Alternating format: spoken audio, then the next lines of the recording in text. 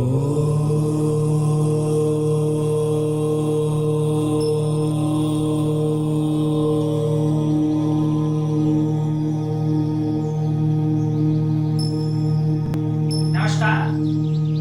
प्रोडिया TV news में आपका हार्दिक स्वागत और अभिनंदन है। आज हम बाबा बैद्यनाथ धाम की आपको यात्रा कराते हैं। यात्रा के कई पड़ाव हैं। पहला पड़ाव कावड़ यानी कांवड़ियों का, दूसरा पड़ाव मंदिर के उस यात्रा के पड़ाव पर और तीसरा पड़ाव बाबा बैद्यनाथ के दर्शन हम कराएंगे।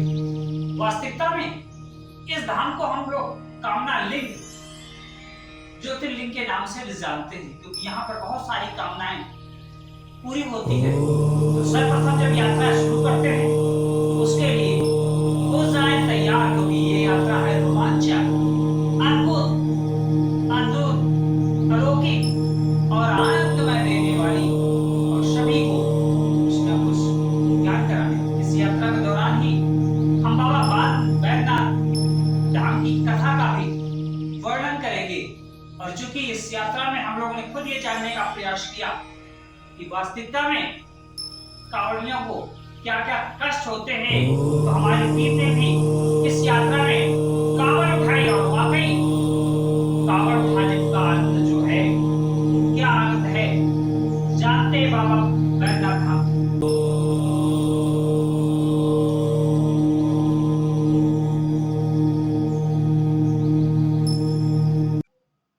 हम अपनी यात्रा का पड़ाव बिहार के गया स्टेशन से करते हैं। सर्वप्रथम हम लोग बिहार के गया के स्टेशन से निकल करके सीधे सुल्तानगंज जाते हैं, जहां पर सुल्तानगंज जहां से जल ग्रहण किया जाता है।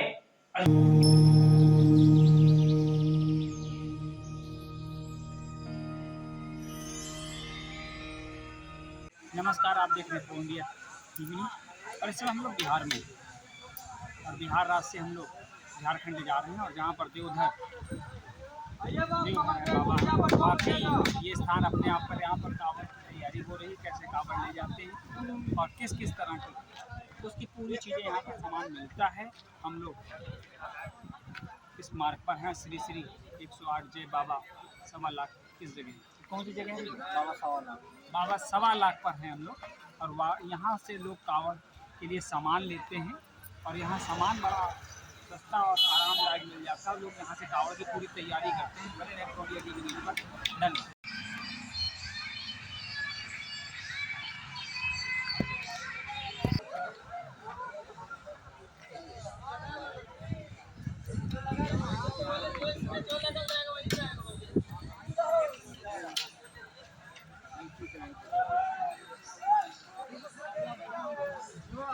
जो लगा वही चीज और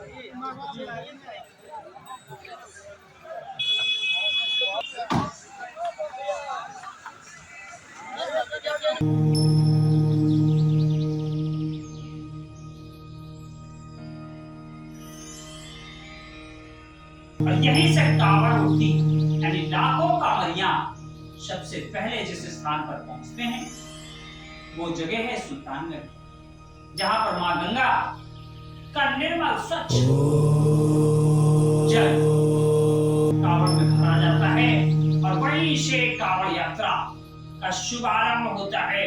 और पहले पड़ाव पर हम आपको कावड़ की शुभ यात्रा पर हार्दिक अभिनंदन करते हैं, क्योंकि इस कावड़ का हम लोग भी भाग है और ये कावड़ यहीं से स्टार्ट होती है। बने रहे प्रोडिया टीवी न्यूज़ पर।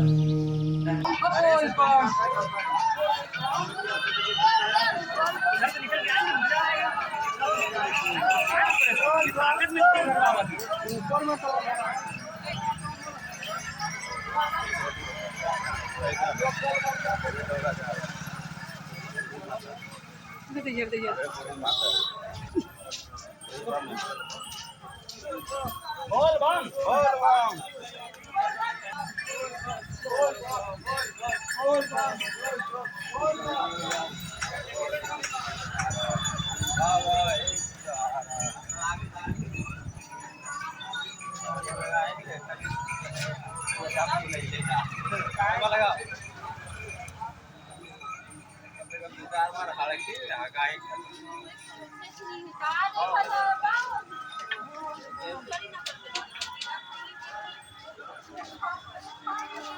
सावन में यहाँ लगता है कांवड़ियों का तांता। वैसे तो साल भर इस मंदिर में शिव भक्तों की भीड़ रहती है, पर सावन महीने में ये पूरा क्षेत्र शिव भक्तों से भर जाता है। तब कांवड़ियों द्वारा सुल्तानगंज की गंगा से 2 पात्रों में जल लाया जाता है। एक पात्र का जल बैद्यनाथ धाम देवघर में चढ़ाया जाता है, जबकि दूसरे पात्र से बासुकीनाथ में भगवान नागेश को जलाभिषेक करते हैं। बासुकीनाथ मंदिर परिसर में अलग अलग देवी देवताओं के 22 मंदिर हैं। सावन में यहाँ प्रतिदिन करीब 1 लाख भक्त जलाभिषेक करते हैं। यहाँ पर शिवलिंग पर जल चढ़ाने के भी 2 अलग तरीके हैं। जो लोग किसी समय सीमा में बंद कर शिवलिंग पर जल नहीं चढ़ाते उन्हें साधारण बम कहा जाता है, लेकिन जो लोग कांवड़ की इस यात्रा को 24 घंटे में पूरा कर शिवलिंग पर जल चढ़ाते हैं उन्हें डाक बम कहा जाता है। कुछ भक्त दंड प्रणाम करते हुए या दंडवत करते हुए सुल्तानगंज से बाबा के दरबार में आते हैं। ये यात्रा काफी कष्टकारी मानी जाती है।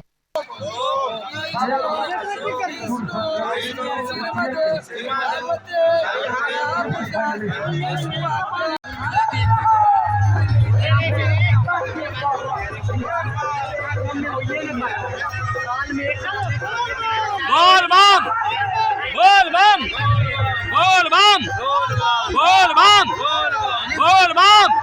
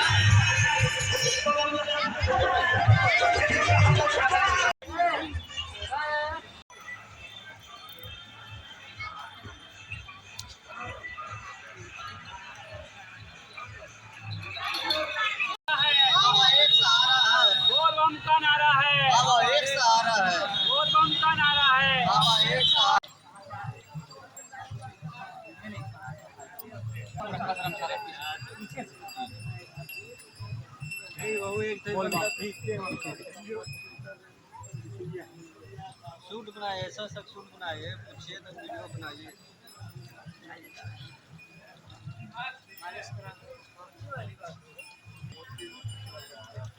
बोल बम बोल बम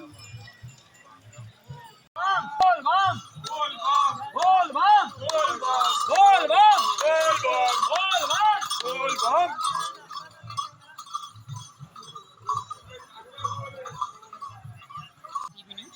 और इस समय हम लोग तरवटिया कटोरिया में हैं, जहाँ से कांवड़ निकल रही है। कांवड़ के लिए यहाँ पर अनेकों संस्थान सेवाएं दे रहे हैं और कांवड़ जा रही है। और एक ही नारा सभी लोग बोल रहे हैं, बोल बम बोल बम। जो भी जा रहा है बोल बम बोल रहा है, तो भी बाबा के दरबार में जा रहे हैं और बाबा की जय जयकार लगा रहे हैं। बने रहे प्रोडिया टीवी न्यूज़ के साथ। धन्यवाद। आप देख रहे हैं प्रोडिया टीवी न्यूज़ और हमारे पीछे बहुत सारे लोग जो हैं कांवड़ियों में कांवड़ को भी कांवड़ जमीन पर नहीं रखी जाती है जब तक बाबा पर चढ़ा नहीं जाता। कांवड़िया जो थक गए हैं वो पीछे हमारे पास विश्राम कर रहे हैं। कुछ क्षणों बाद ये फिर से यहाँ से कांवड़ उठाएंगे। बने रहे प्रोडिया टीवी न्यूज़ के साथ। धन्यवाद।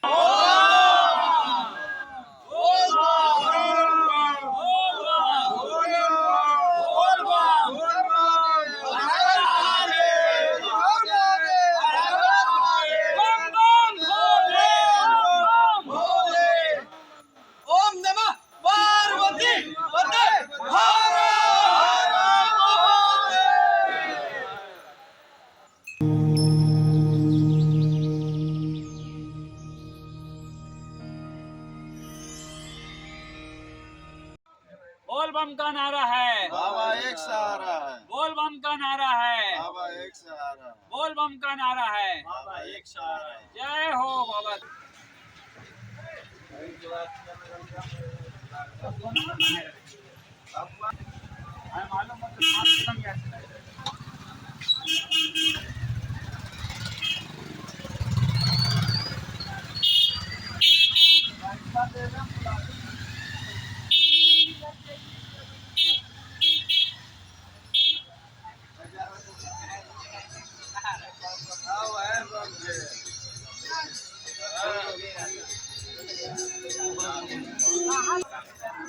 आओ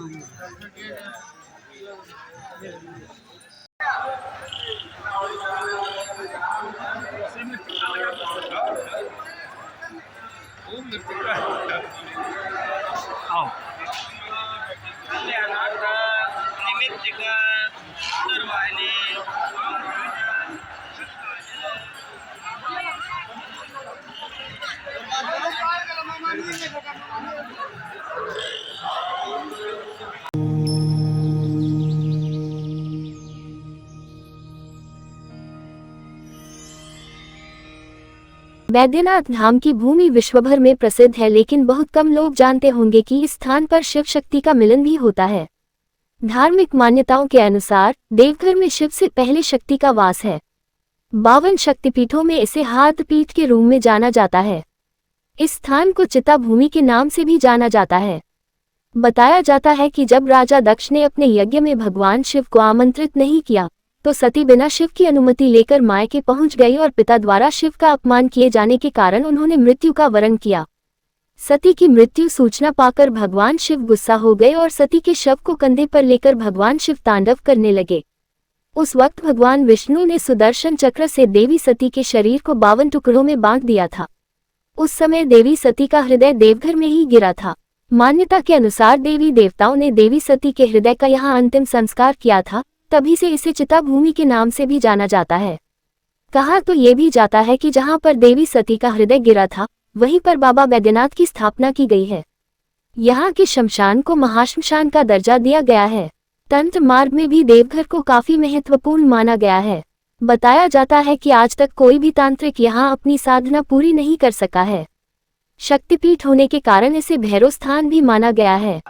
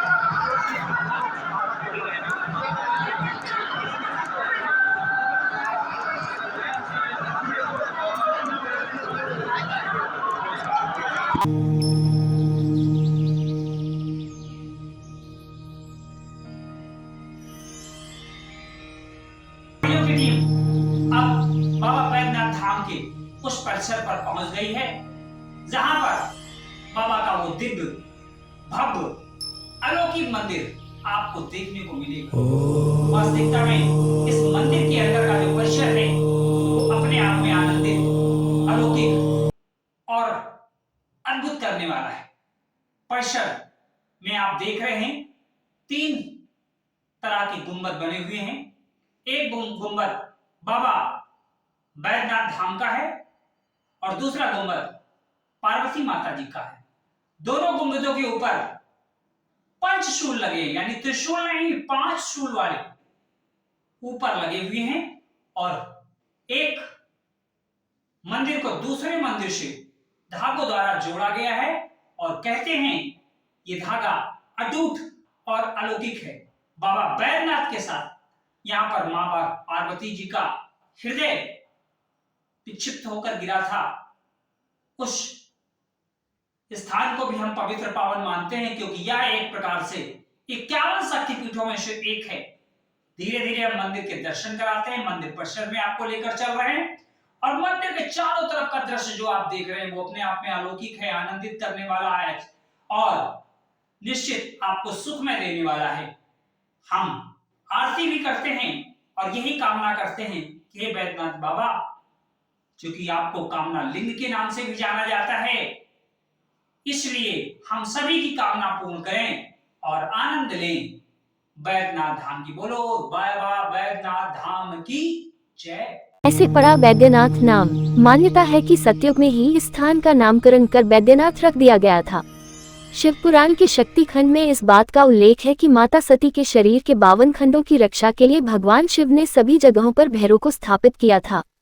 देवघर में माता का हृदय गिरा था, इसलिए इसे हृदय पीठ या शक्ति पीठ भी कहते हैं। माना जाता है कि माता के हृदय की रक्षा के लिए भगवान शिव ने यहाँ जिस भैरव को स्थापित किया था उनका नाम बैद्यनाथ था। इसलिए जब रावण शिवलिंग को लेकर यहाँ पहुंचा तो भगवान ब्रह्मा और विष्णु ने भैरव के नाम पर उस शिवलिंग का नाम बैद्यनाथ रख दिया। जानकारों की माने तो यहाँ के नामकरण के पीछे एक और मान्यता है। त्रेतायुग में बैजू नाम का एक शिव भक्त था। उसकी भक्ति से भगवान शिव इतने प्रसन्न हुए कि अपने नाम के आगे बैजू जोड़ किया। इसी से यहाँ का नाम बैजनाथ पड़ा। कालांत में यही बैजनाथ बैद्यनाथ में परिवर्तित हुआ।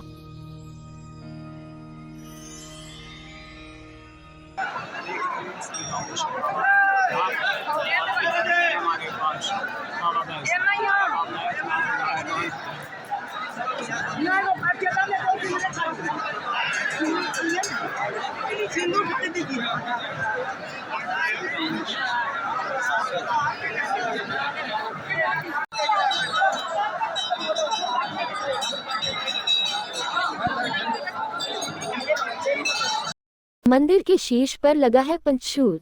बाबा बैद्यनाथ मंदिर की सबसे बड़ी विशेषता यह है कि इसके शीर्ष पर त्रिशूल नहीं पंचशूल है, जिसे सुरक्षा कवच माना गया है।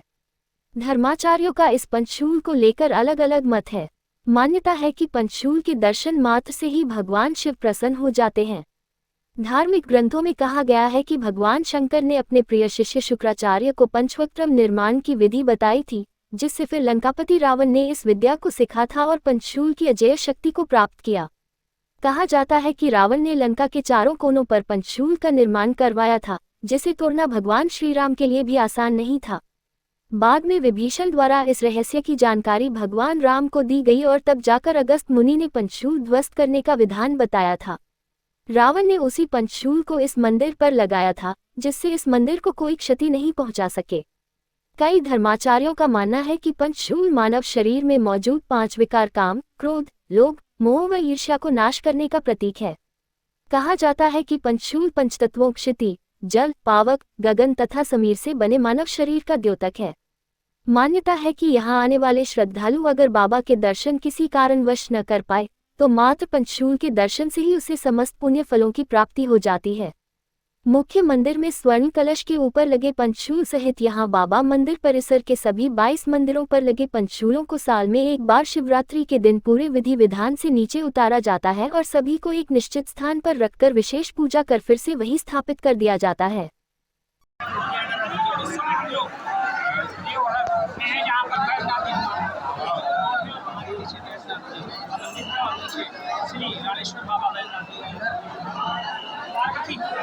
जहाँ पार्वती जी का हृदय और वाकई ये स्थान अपने आप में बड़ा पवित्र है, बड़ा ही पावन है।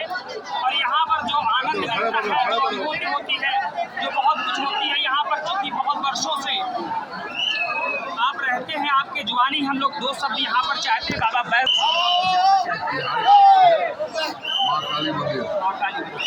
यहाँ कई वर्षों से हमारे पूर्वज भी यहाँ पर बसे हुए हैं हजारों साल।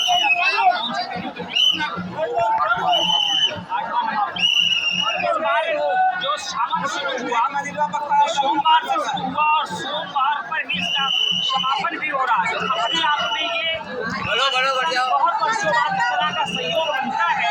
इस बारे में क्या कहेंगे बैजनाथ? बाबा का कृपा, बाबा की इच्छा है, जैसा हुआ लगा है। बाबा पांचों समाज सभी को पूजा भक्ति भाव से, सामग्री से, सामग्री मन से ही अगर करेंगे तो बेड़ा पार होगा। यही लोग शरीर सफल बन से सुखी हो, सफल हो, स्वस्थ रहे, मस्त रहे। बाबा कृपा हमेशा पर बना रहे। बाबा की कृपा बनी रहे। यहाँ पर